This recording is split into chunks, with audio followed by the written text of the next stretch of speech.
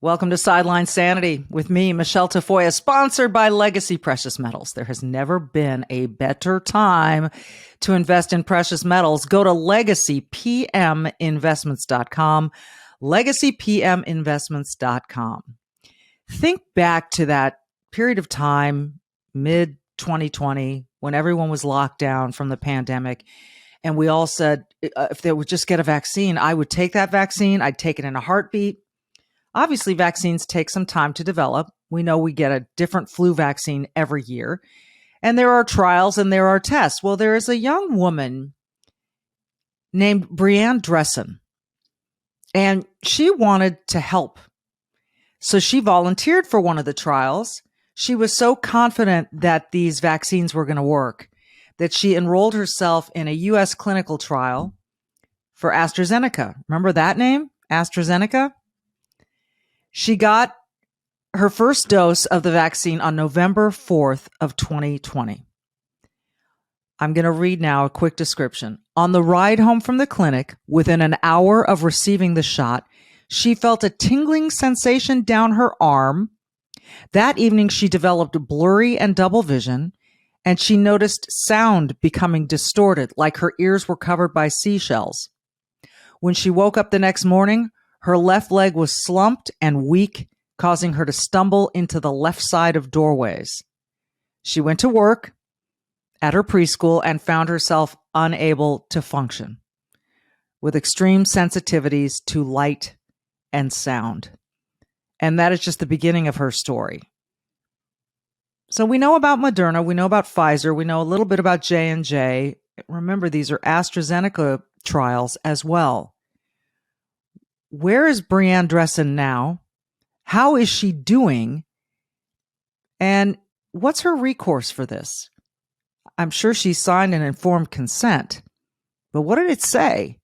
And who's taking care of her now? We're going to hear from Brienne herself right after this. For nearly 3 decades, she's reported the action from the sidelines. She started very young. She's covered the NBA, NFL, Olympics, and the college football and basketball national championships. And now, during these insane times in our world, Michele Tafoya thinks we need a serious dose of sanity. This is Sideline Sanity with your host, one of the sanest people on planet Earth, Michele Tafoya. Brienne, I'm so happy to have you with us, and yet this topic is really troubling to me. I said in the introduction that you wanted to participate in this AstraZeneca vaccine, the COVID vaccine trial, and it changed your life. I described a little bit of what I've heard about what happened to you, but why don't you tell us in your own words? You go and you get the shot. It's November 4th, 2020. What were the next 24 hours like? What happened? The first 24 hours were very eye-opening and also confusing. You know, I had never had any issue with any previous vaccine. I was a lifetime vaccine taker. I didn't think that, I had any reason to suspect that the COVID vaccine would be any different.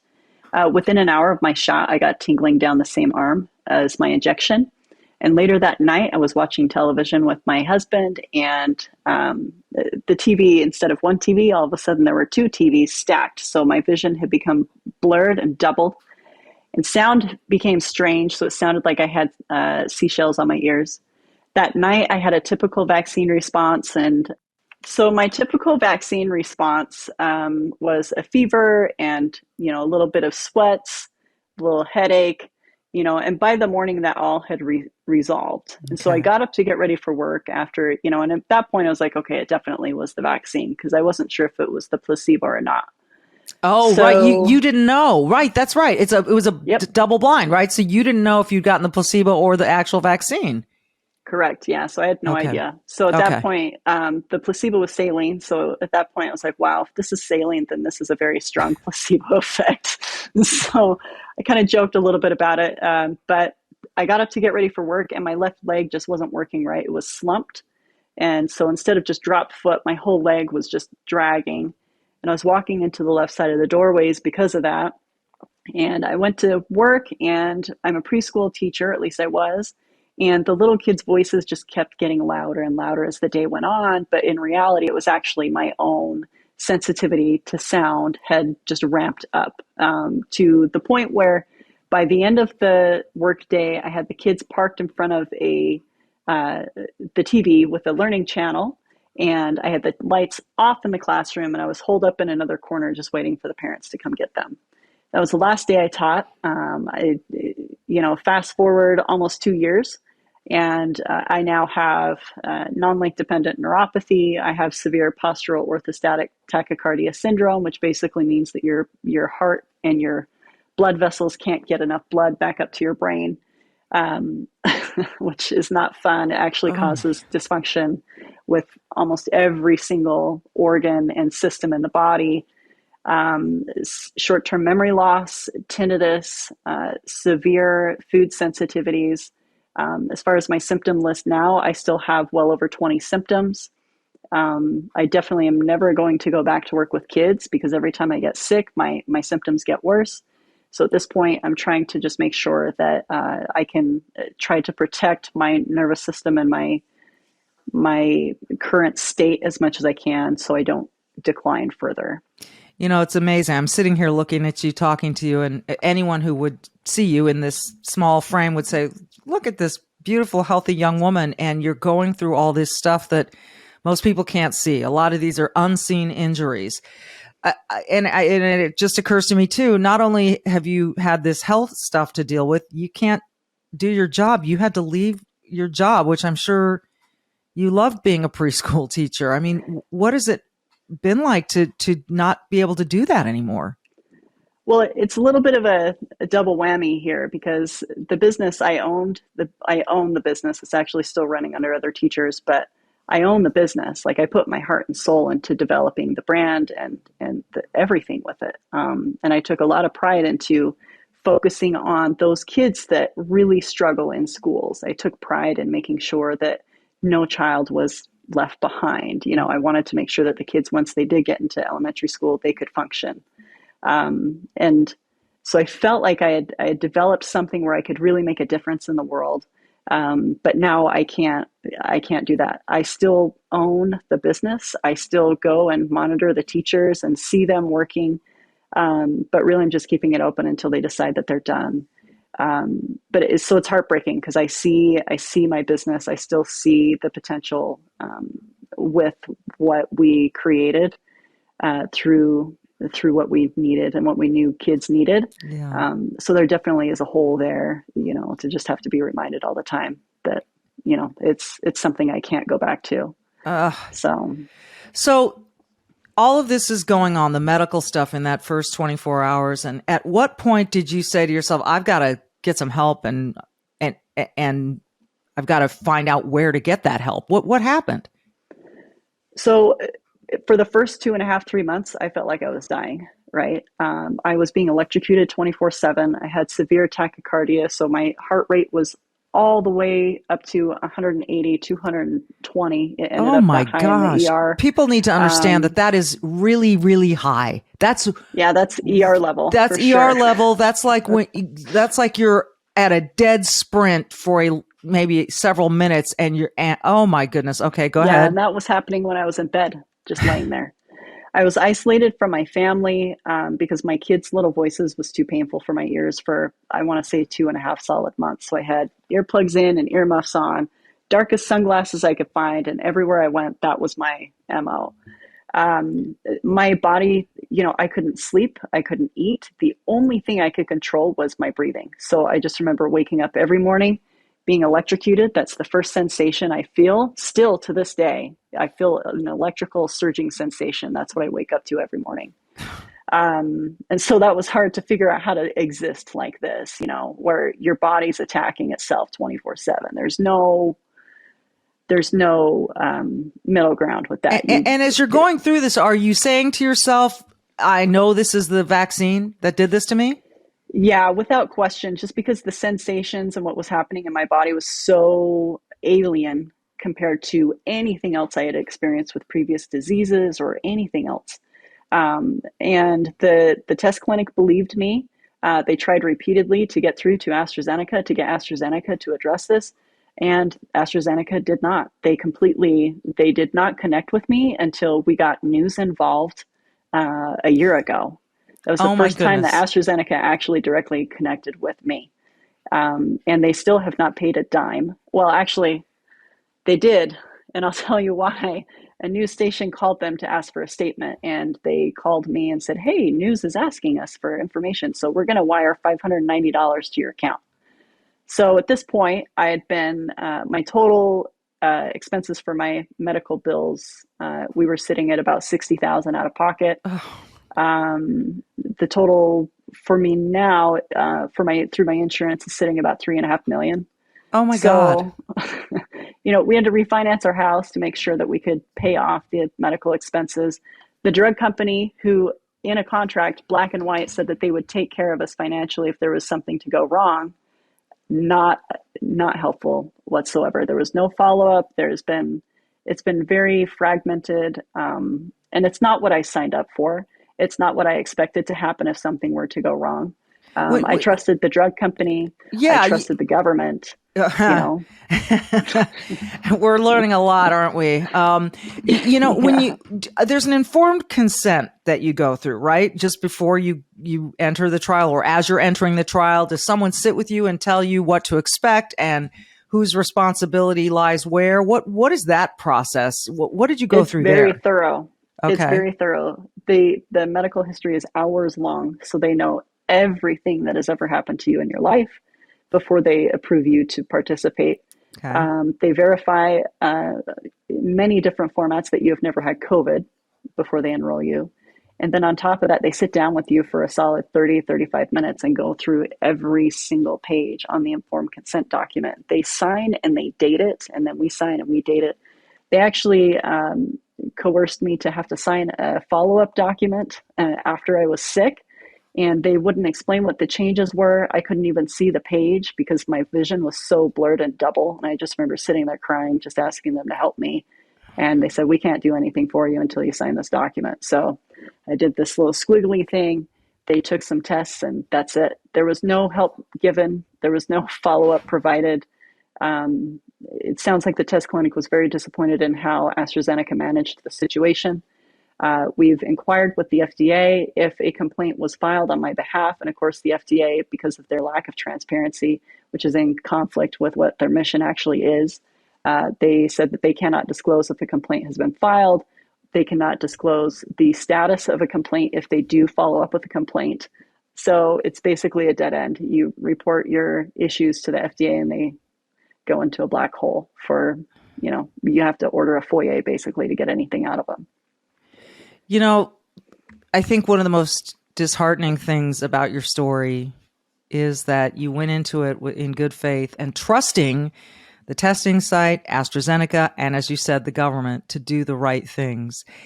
And if there's anything we're learning from all of this, it's that very few people were worth our trust, and that a lot of doors were closed, a lot of questions were unanswered, a lot of things were stifled.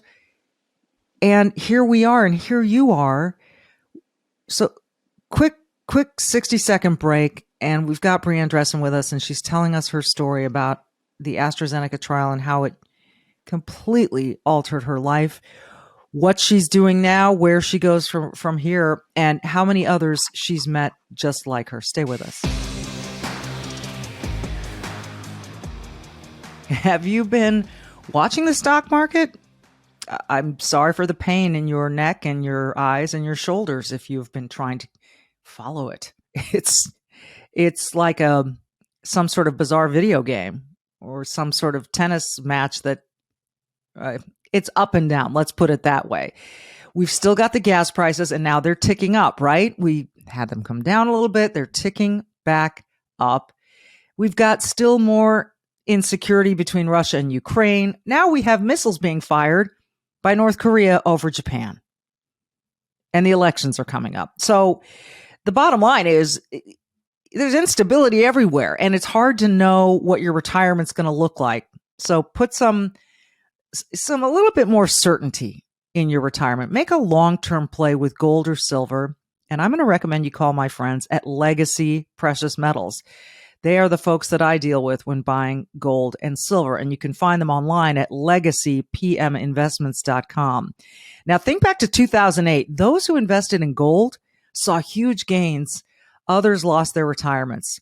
And some are predicting that right now is going to look a little bit like 2008, maybe worse, heaven forbid. But Legacy Precious Metals can help talk to you about your options for putting gold and silver in your IRA, your 401k, etc. Give them a call. They'll answer all your questions. I'm going to give you the number, so grab a pen or pencil, 866-528-1903. 866-528-1903. Just speak to one of their experts. Or you can also download their free investor's guide at legacypminvestments.com, legacypminvestments.com.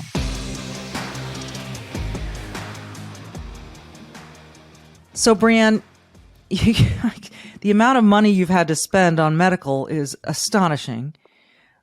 The fact that you can't get a response from the FDA is frustrating, almost outrageous. And that AstraZeneca has given you $590. Is that the sum total so far? Correct. Yes. And they actually wired it to my account without my consent. So I asked them to go back and review my medical expenses, and they didn't. So, and then we didn't hear from them until another reporter hit them up asking for a statement. And then they offered me a settlement offer of $1,243 or something like that. And do they know how much you're out? Yeah. Oh, yeah. Yeah. They knew I almost died. They knew all of it. We were very, we thought that they would want the data. So I logged the time, everything, started. I let them know exactly when I was going into the ER, when I was going to the hospitals and all that. And that information, I looked at the report for AstraZeneca COVID vaccine in the New England Journal of Medicine publication. And I can't figure out where I am because it just sounds like a marketing piece. It's the vaccines are safe and effective. They're 95%, this and that. And anyway, so there's a lot of issues there that definitely need to be addressed. There's conflict of interest that I've learned through the clinical trial process in general. There's a lot more oversight and influence that the drug companies can have on that process than should be permitted. And just like all the other government programs that are set to identify issues, if there are issues with drugs, there's holes with all of the programs. Yeah.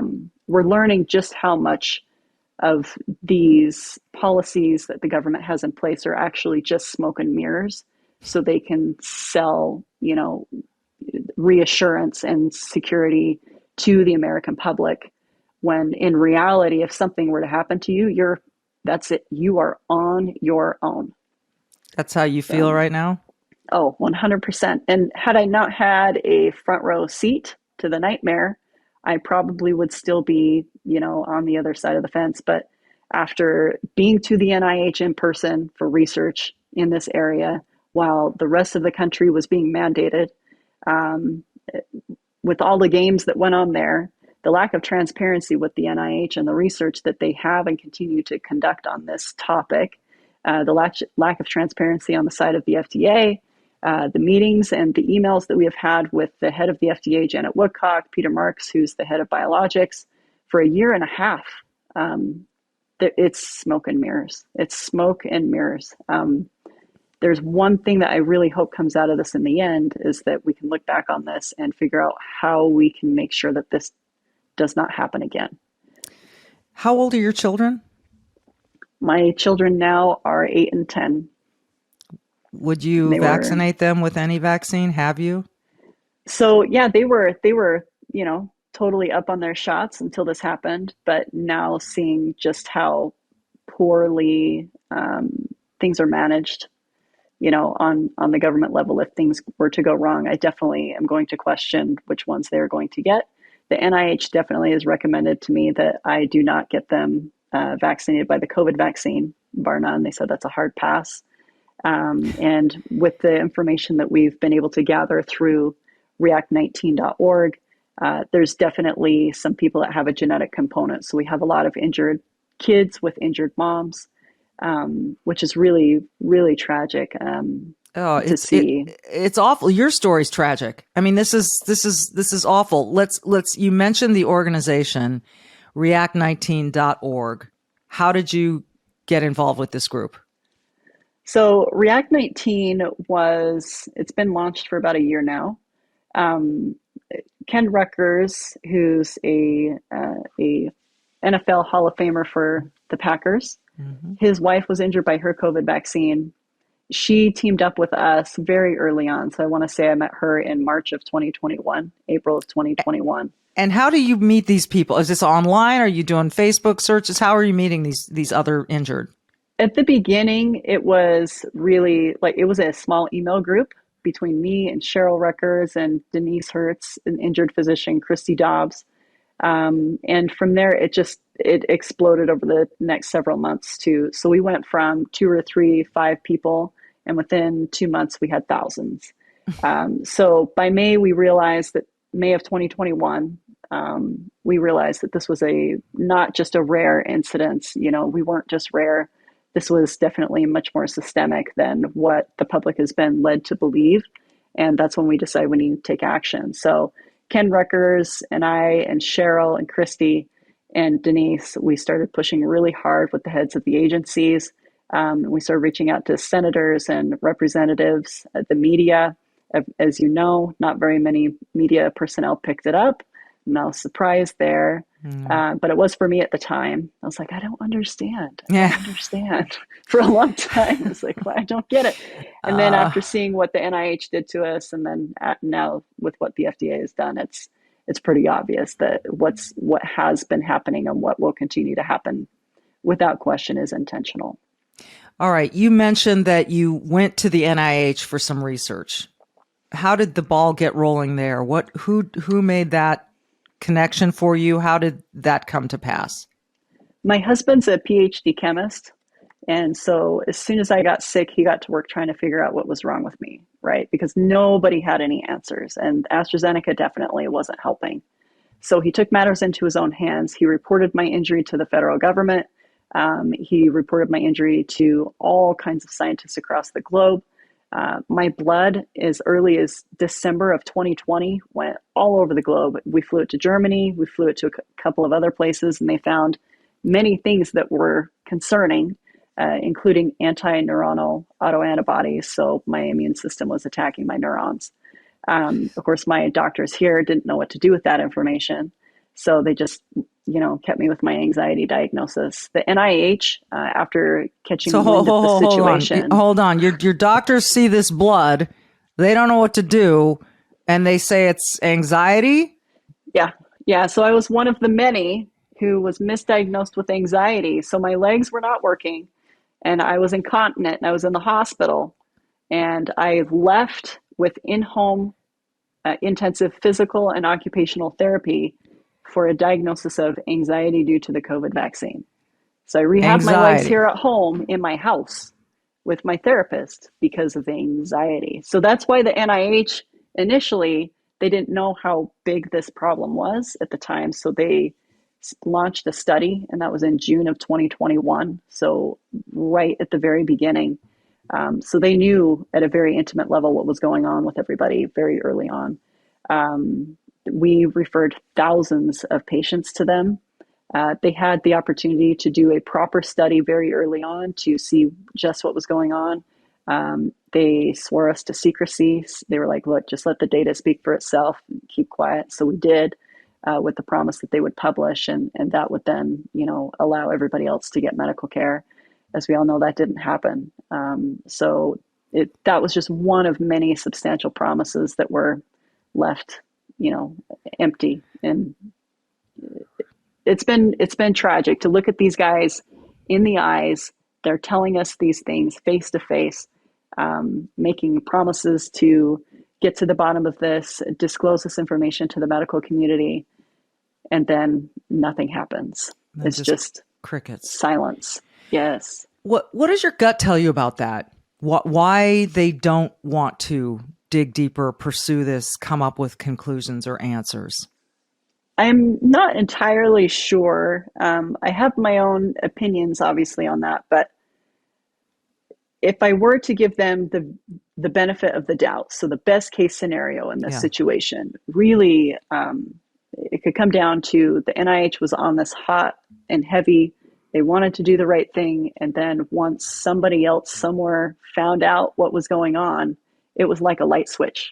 So somebody's got a noose on those researchers, because now they're silent on the issue, right? That's terrifying. So who has those puppet strings is what I want to know.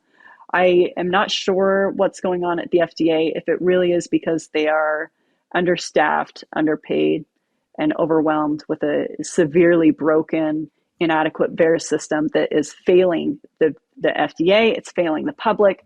The FDA, Peter Marks has let me know several times that there's issues with the FDA on their, or with the VAERS system on their side. So it's And no remind secret people what that the there's a VAERS problem. system is. VAERS stands for Vaccine Adverse Events Reporting System. And so Okay. it's the only tracking system for adverse events for the COVID vaccines here in the United States. Okay. There are diagnosis codes that are used in other countries. The WHO has established them. That's another way that the information can be tracked and evaluated. And that honestly would be something that the US should be implementing, because that's how they've been able to identify all of these issues in Germany. And Germany has established funding, peer-reviewed publications coming out of Germany. They even have a post-COVID vaccine care clinic set up. So the US is not leading the way on transparency in the science. And, it's a disappointment. To say the least. To say the least. Now, I know that Senator Ron Johnson of Wisconsin has been an advocate for the group. And what's the latest? You guys have been to D.C. I've talked to a few of you on this podcast. You've been to D.C. You've sat and looked at a bipartisan group of people representing Americans. What's the reaction been? Where do you think things stand right now in terms of the way that the federal government is looking at you and the thousands of others whose lives have been completely altered by this vaccine? It's been, I'm encouraged, because a year ago we had two senators talking to us, right? We had Senator Johnson and we had Senator Mike Lee from Utah. As of right now, we have 40, close to 40 elected representatives in the House and Senate. Is it bipartisan? Is it some from each side? Yeah, it's an even split right now between Democrats and Republicans.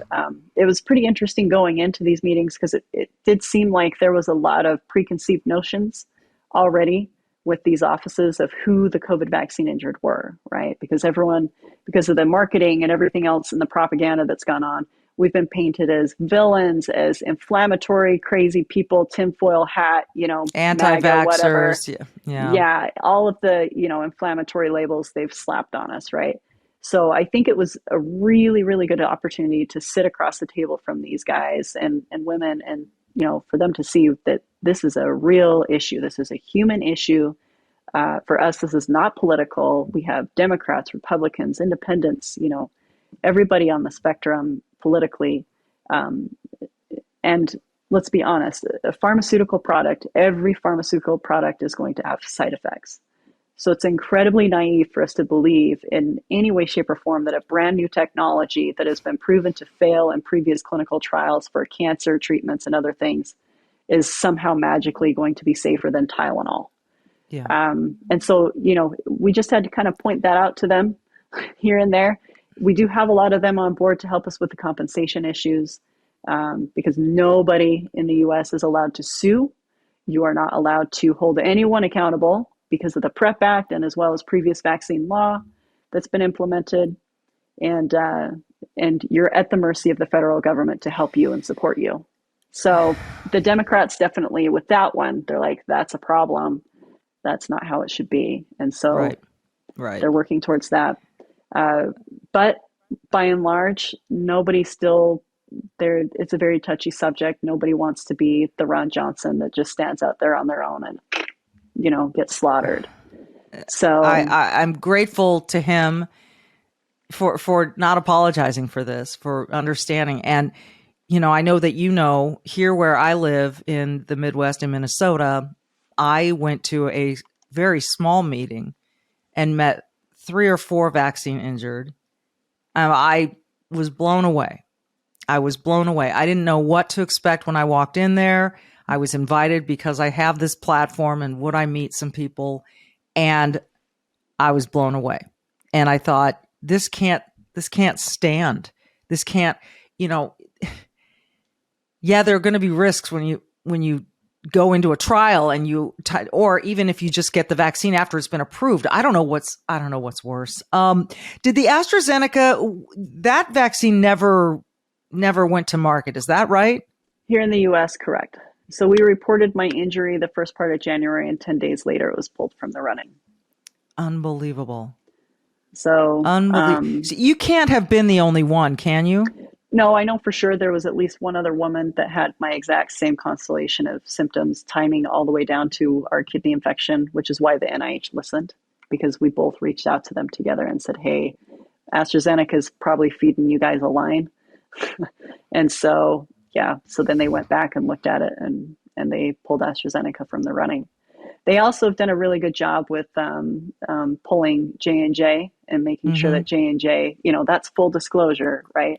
But the same issues that we see with J&J, we're seeing it with Moderna. We're seeing it with Pfizer. We get asked all the time through React 19 if there's one vaccine that's less risky than the other. And there's really not. The COVID vaccines, by and large, statistically, the risk profile is unlike any other vaccine that's been implemented here in the US to date. So there's no... I can't help but think that the reason for that is that, everyone was in such a rush. We were all panicking.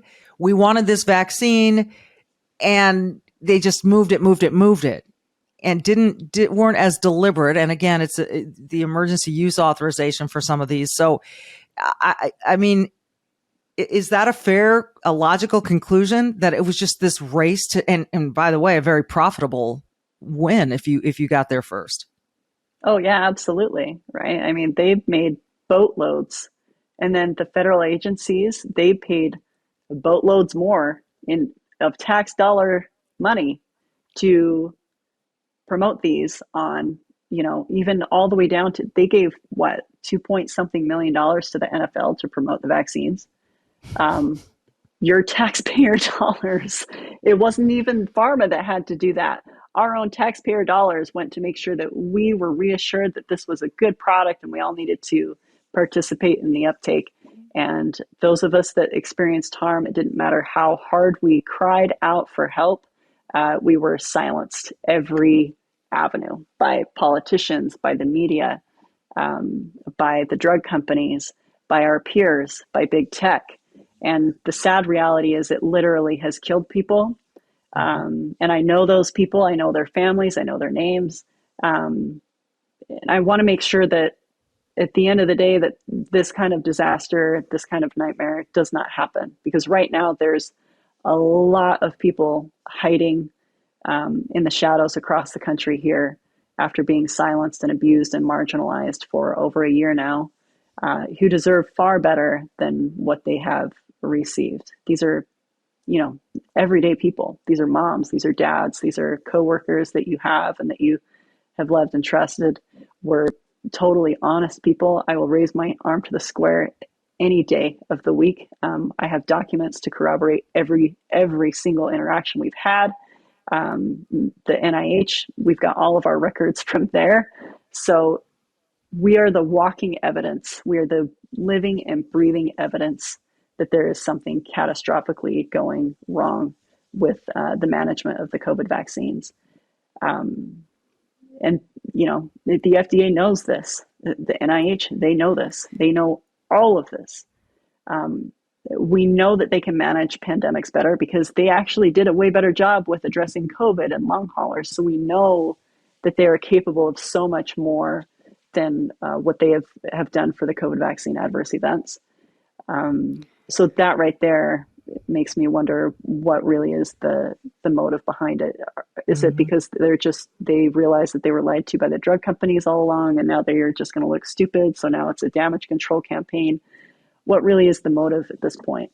I do suspect there's money involved, lots of it. You think? And it's the reason we need to keep this in the light of day is because so often these things happen. Mistakes get made, crises occur, someone does something wrong, and with the passage of time, we sort of let it go. But that's not right. For all of you people who are suffering, we can't let this go. We have to have you guys have to be taken care of. Before I let you go, I could talk to you for another hour. How are you doing right now? How are you faring? So I got a new diagnosis that basically says that anytime I get sick, my immune system attacks my nerves. And so my health is not looking the best, but at the same point, I have to do everything I can to at least keep myself together enough to run React 19. I have 20,000 people there that are injured. So I have 20,000 reasons that I have to keep, above ground, that I have to keep going. So people can't choose whether or not they're sick. We can't. We can choose what we accept and what we cannot accept. And we also can choose what our response to the situation is going to be. And for me, I'm going to do everything I can to make sure that these people are heard, they're seen, they're believed, and that they're helped, that they get the medical care they need, that they get the compassion that they need.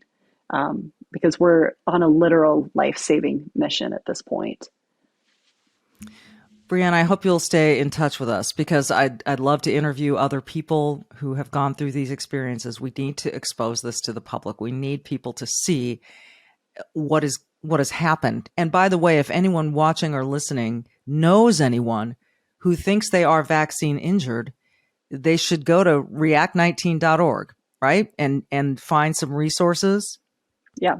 Yeah, we have a advocacy network set up. So if people don't even know where to begin with their illness, we connect them with a fellow injured medical professional that can help them. We have a financial program for those that are in financial need who cannot pay for their medical expenses to get better. And we also have a research program we're launching. We're 100% volunteer. Nobody's making any money off of this. We just want people to get better and to heal. Yeah. So I hope then people can also go to react19.org and donate if they choose. Yeah, if you go to react19.org/donate, you can Venmo, there's a text to give number, and there's also a program through Amazon Smile that's set up. So there is that. Oh, you've left me inspired because you are incredibly strong. And you've got these other little people in your life that need you too, your kids, and it's got to be such a challenge for you and your husband to juggle all of that while you're not feeling well. And I can't, my heart goes out to you, but I am so inspired by your courage and your willingness to continue this fight. And I'm going to continue to stay in touch with you because I think this is just a big, bad mess that probably could have been at least minimized. And Brienne, just all the best to you. Continued success with this organization.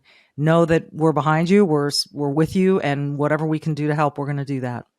All right. Thanks so much. I really appreciate it. We appreciate you. That is Brianne Dressen. This has been Sideline Sanity. Be brave like Brienne and do good like Brienne. And check out react19.org and see if you know someone who might need their help or if you can chip in a few bucks to help them. Thanks, everyone.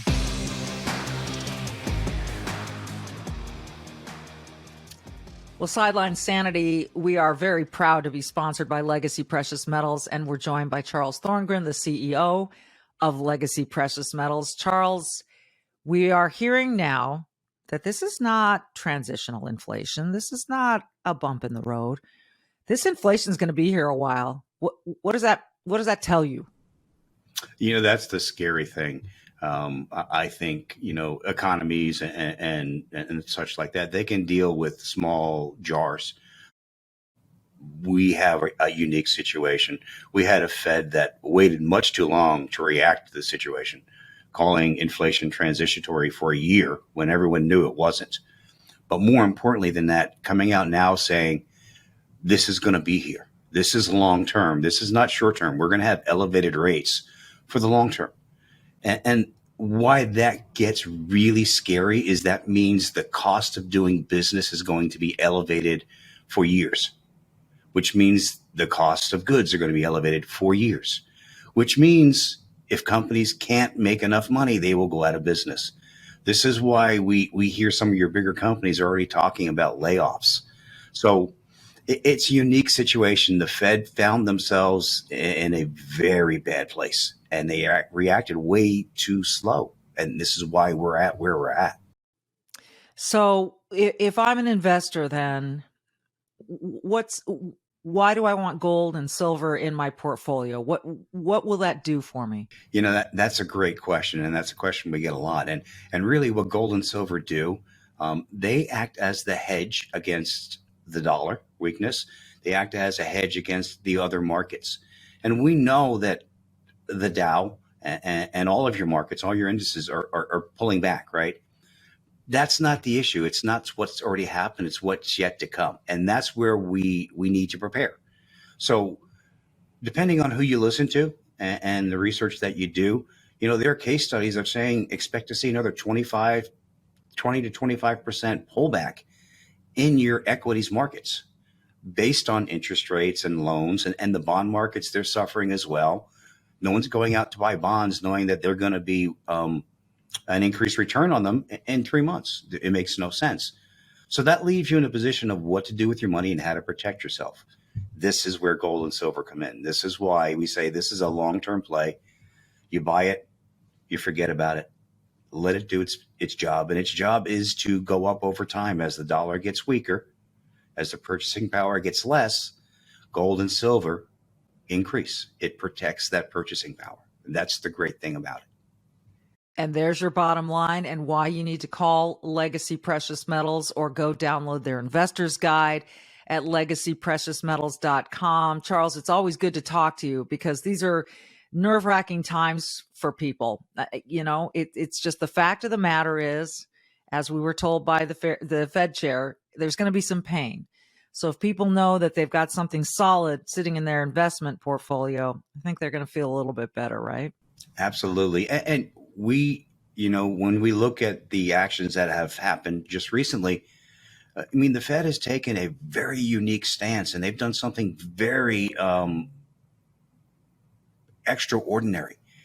3/4 of a basis points raises months in a row. That's one of the largest raises you've ever seen in the Fed through the history of the Fed.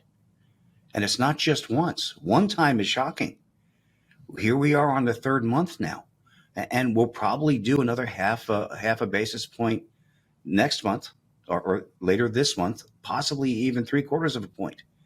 So when you look at that and you say that number is going to grow to where the Fed interest rates will be about 5%, unheard of.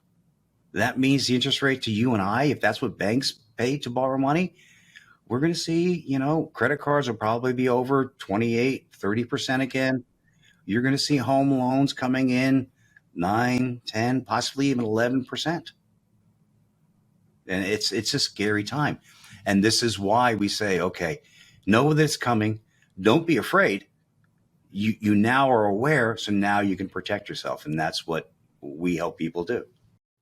Don't be afraid. Prepare. Just prepare yourself. And like I say every day, I trust Legacy Precious Metals when it comes to investing in gold and silver. So go to legacypminvestments.com, legacypminvestments.com. Charles and his group can answer any and all of your questions. Charles, thank you so much. My pleasure as always.